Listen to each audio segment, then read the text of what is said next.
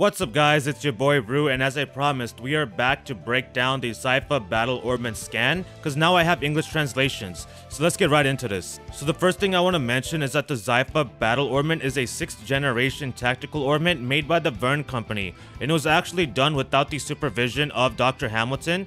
So that in itself has huge implications for why it was made in the first place. The Xipha actually deploys shards. And what shards are pieces of ether being forms of energy. So when you utilize shards, you're able to perform various sorts of functions and skills, which we're going to talk about later on in the video. Going back to this screenshot right here, there are 3 key features to the Xipha and how it's going to work. The first one being the hollow core, which is where everything begins. All of the functioning and the abilities of the Xipha originates and relies upon the hollow core. Synonymous with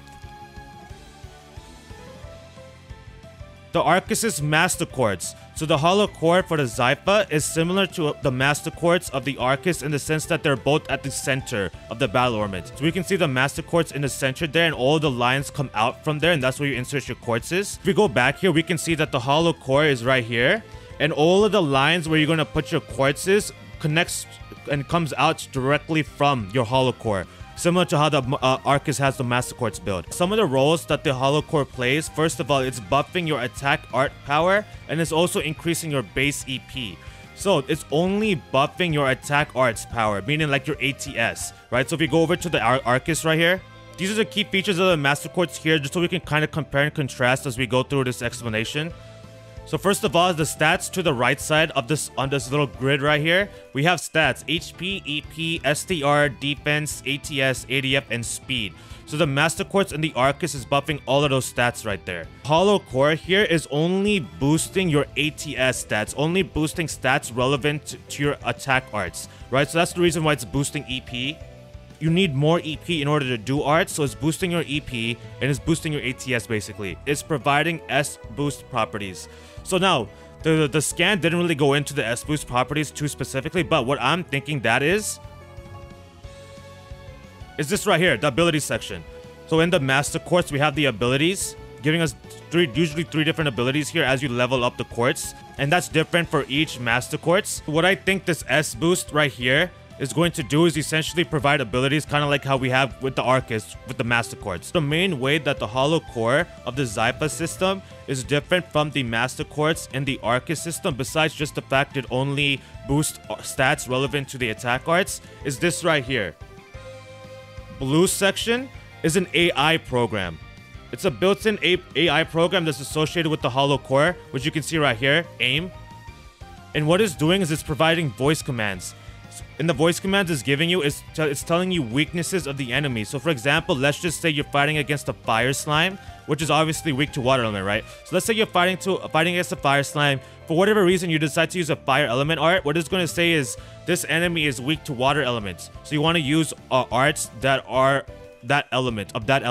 So it's going to tell you the weakness of the enemies, and it's actually also going to tell you when to switch modes. And one other thing is that you do have a level for the hollow core. So as the hollow core level increases, the functioning it provides will also increase, similar to the Master Quartz, right? Your abilities will increase, you'll have more power, you'll have more stat buffs, that sort of thing. The next up, we have the lines coming out from the hollow core, just like how we saw with the Arcus. This screenshot right here, the lines, we have 4 quartzes in each line. However, if we go to this screenshot right here, this one right here is actually depicting the Xipha build for Agnes Claudel. And if you can see here, her top line right here only has 3 quartzes, whereas this screenshot, there's 4. So what that means is essentially it's going to be different for each character, right? Which is we've seen before. Line 1 has 4 quartzes that you can slot in there. Line 2 has 2 quartzes you can slot in here, and line 3 only has 1. Now if I go to Kuro, he only has 2 lines. His one line has 4, and his second line has 2, so he actually has 1 less slot than Rin. Then if you go to Ren, for example, she only has 1 line. And I'm anticipating that to carry over into Kuro no Kiseki as well, because as we can see here, this screenshot, there's 4 in each. Whereas Agnes's, there's only 3 in that top line. The top line right here, this is your weapon line. And on the weapon line, any quartz relevant to offensive functioning is going to go here. So right here, this is your weapon line right here. So this is going to be like your strength buffers, your ATS buffers, right? Basic any quartz that's boosting effectiveness of offensive output, whether it's physical damage or magical damage. Now, one thing I do find fascinating about this, so if we look at this, so this right here is EP2. So they're actually counting the EP2 as a sort of weapon quartz. But what I'm thinking the ideology here is for including EP onto the weapon line is that EP quartzes boost your base EP. Boosting your base EP allows you to use more arts, effectively increasing your art magical output, damage-wise. So that's why I'm thinking that the EP2, the EP quartzes are going to fit into the weapon line here. The second line here is your shield line.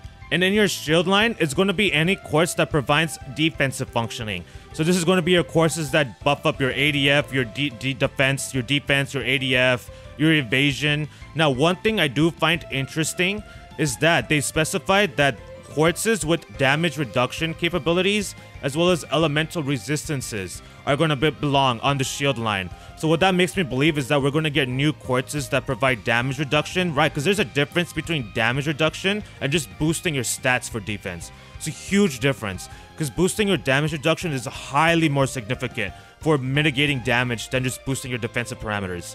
And then, of course, improving elemental resistances, which we haven't seen in any of the games so far. So what that would be like is, let's say I have Vaughn, for example. You give him an elemental resistance quartz. Let's say you resist fire. You resist elemental fire arts by 50%.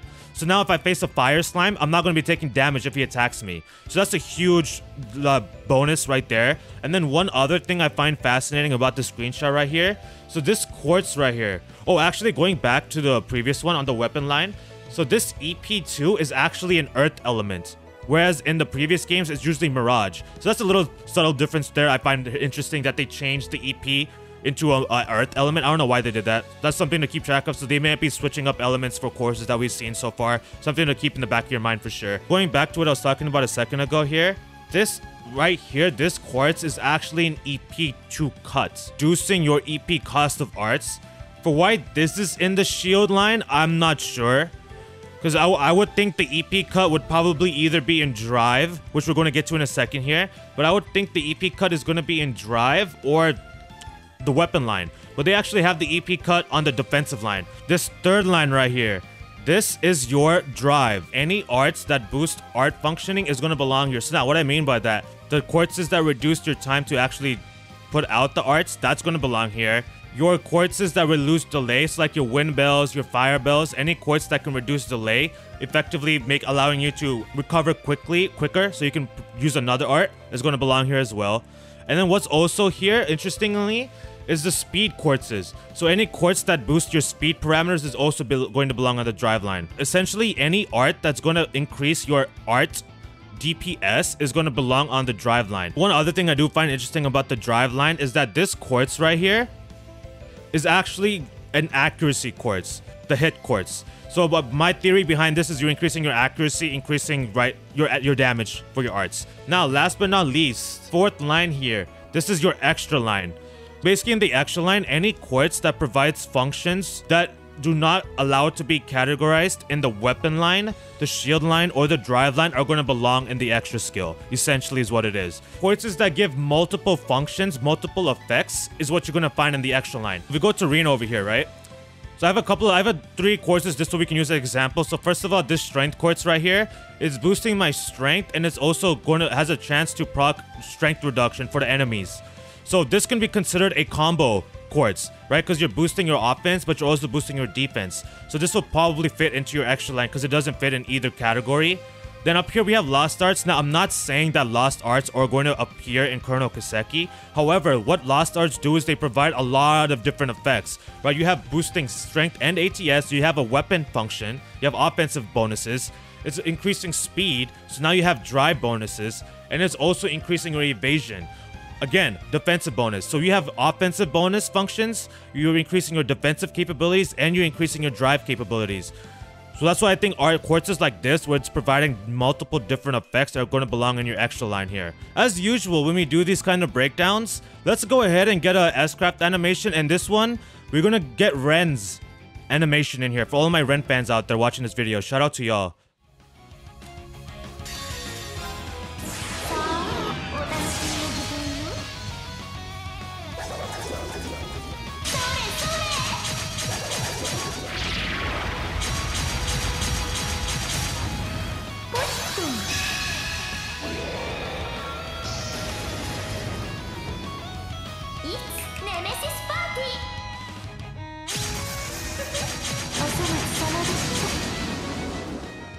Now, the very last feature of the Xipha is this right here. What that little slot right there that we saw, the little empty slot, what that is you're going to insert a arts driver. And what an arts driver is, it's basically a chip.